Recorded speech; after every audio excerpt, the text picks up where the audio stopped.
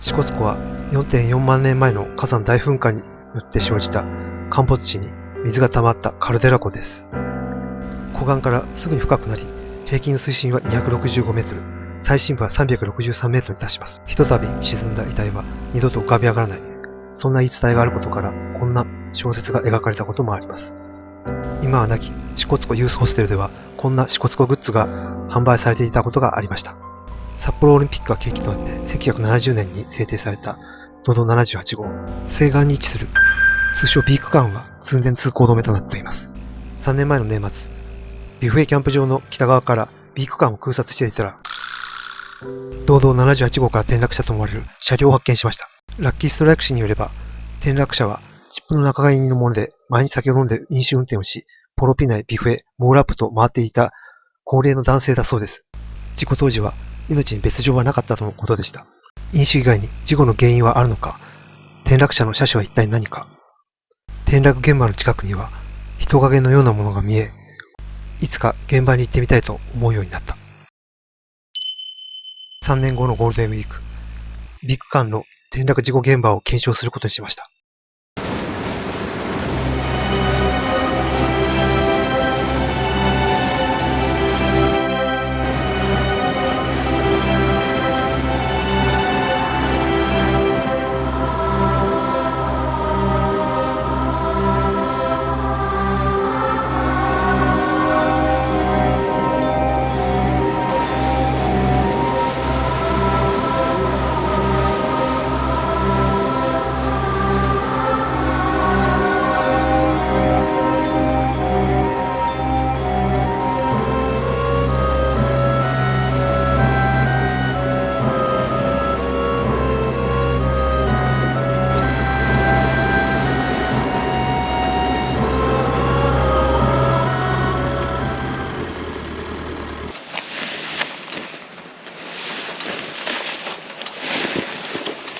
ビフエキャンプ場の入り口です。さて、出発しますか。行ってきます。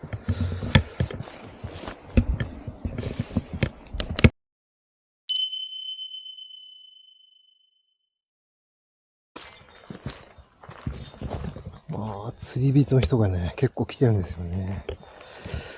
さて。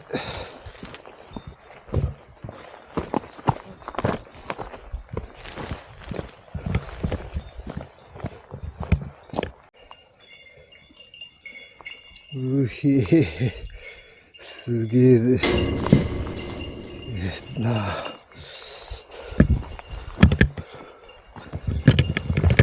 また釣り人の人に会いましたね。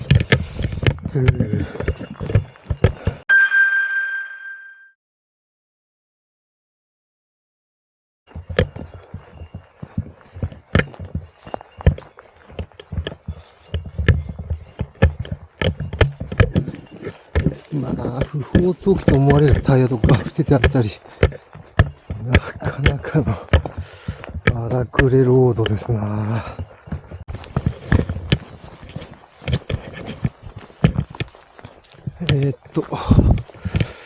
だいたいストレートの終わりくらいなんですけど、木の上をですね、親子で登ってたりしないかなと思って、上を見たりとか、周辺を見たりとかしてます。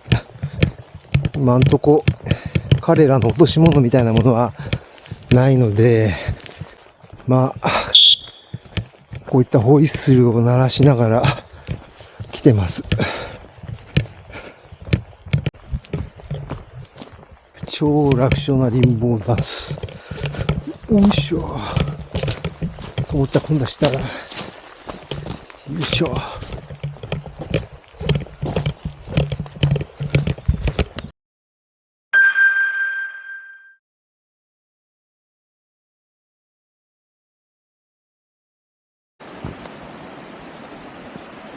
単調橋だな。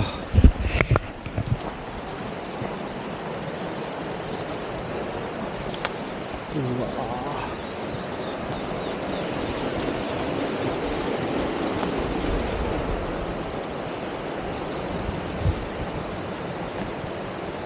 おお、危ねえ。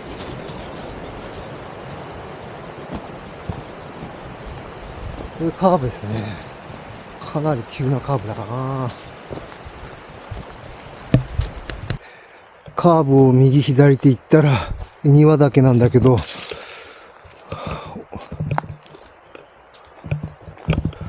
とんだ歓迎ですわ。ビビりました。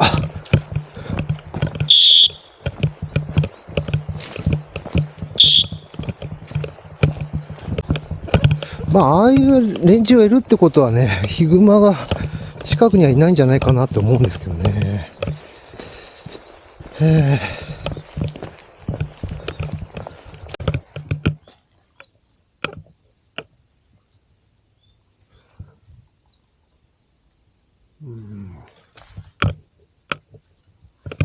まただよ。怒ったんかな。2匹目だよ。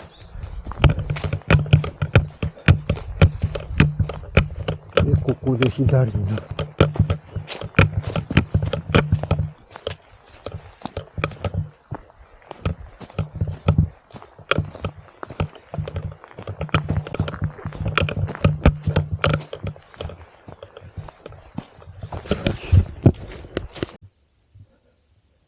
支笏湖の西岸は非常に切り立っており、まあ、湖岸に降りるのはなんかかなり限られるんですが、ここしかないと思うんですよね。まあ、こんな状況なんで、この先行っても切り立っており、難しそうなんで、ここでなんとか降りてみますわ。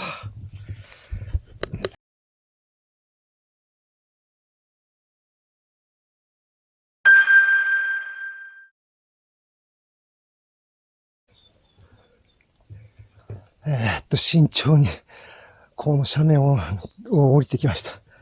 したら、この石ころのビーチですね。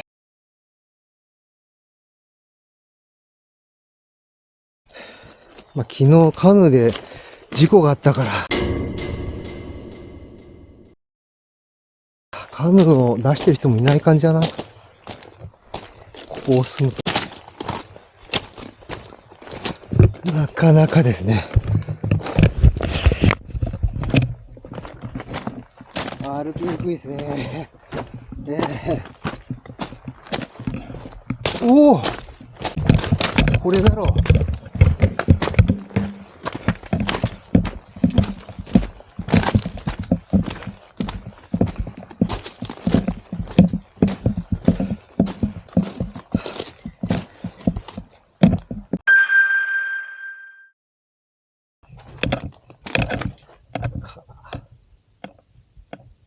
コラムシフトなのかな。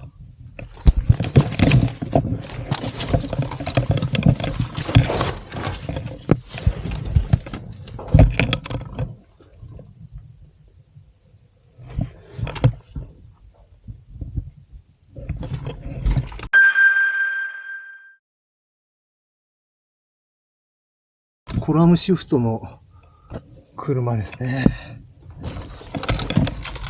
いや、こら、落っこった時は、えらい恐怖だったと思うな。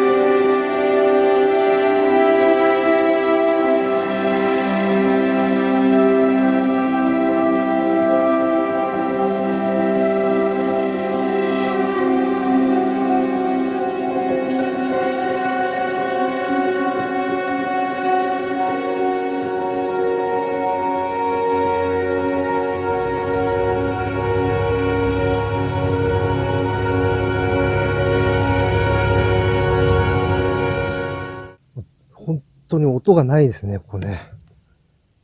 静まり返ってて、なんか、この世とは思えない。もう本当に、なんだろう、5メートルぐらい行ったらものすごい深そうなんですよね。冷たい。冷たい。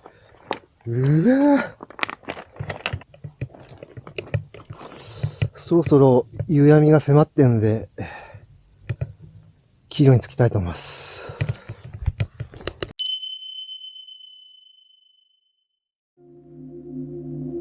78号支笏湖線 B 区間で起きた車両転落事故。底なしの湖底に沈み、溺死した恐れもあった。飲酒運転はいけないことだが、支笏湖西岸に道を開削したことにそもそも問題があったのではないか。ご感想などコメントを残していってください。